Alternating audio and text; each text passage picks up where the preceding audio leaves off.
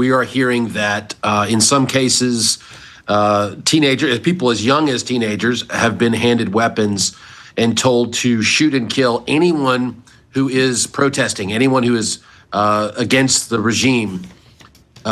Communication's not been great with our team. We've had to use a series of either Starlink or other communication systems to be able to get stuff out. But we are hearing that, in fact, there is a desperation on the part of the regime, and that desperation has led them to arming people who may not have had any military experience at all. Wow, that's troubling. And, you know, in addition to that, Iran's regime has just executed 19-year-old wrestler Saleh Hamadi, along with two others accused of waging war against God, carrying out operational actions in favor of Israel and the United States. And those public hangings in Qom are shocking, but I'm sure for many Iranians, the real fear comes from the killings that happen away from the spotlight. So what have you learned about the ongoing attacks and the regime's targeting of its own citizens inside Iran?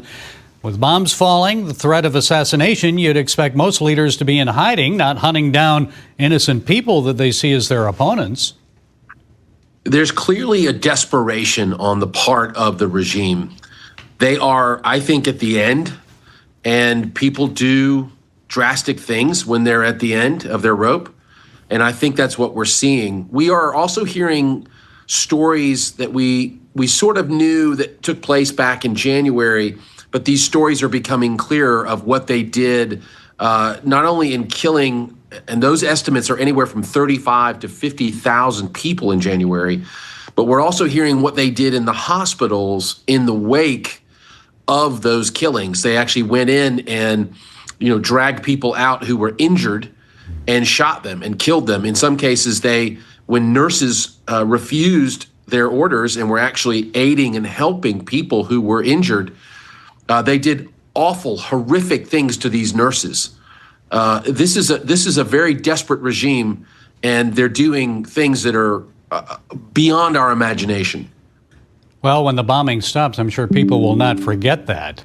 Iranians have a long memory. So Operation Epic Fury is now entering its fourth week, and so far U.S. and Israeli forces have struck about 15,000 targets inside Iran, at least that. I'm sure it's unnerving, even traumatizing for many of the Iranians. So what are they saying about the conflict? I've heard this numerous times from not just our team leaders in Iran, but even our Iranians that are operating outside. They said, our prayer is that this doesn't get right up to the edge of regime change and that we pull back and that we retreat. And so they are desperate. There is an absolute desperation that this epic fury is completed, that in some form, either a moderate steps up or there is a complete regime change with the Shah or someone comes in and fills that vacuum, not an Ayatollah. And so that is a desperation that I've heard from our team for certain. Well, I think the mistake many Americans make is they would assume that it would be like American democracy. And I think that's a little naive to think that that's what's going to happen in Iran. But after gathering in Riyadh, Saudi Arabia on Thursday, 12 Arab and Islamic countries released a joint statement calling on Iran to stop all hostile actions, including proxy campaigns and destabilizing activities in the region. So how significant is that these Arab countries and Islamic countries have come together condemning Iran?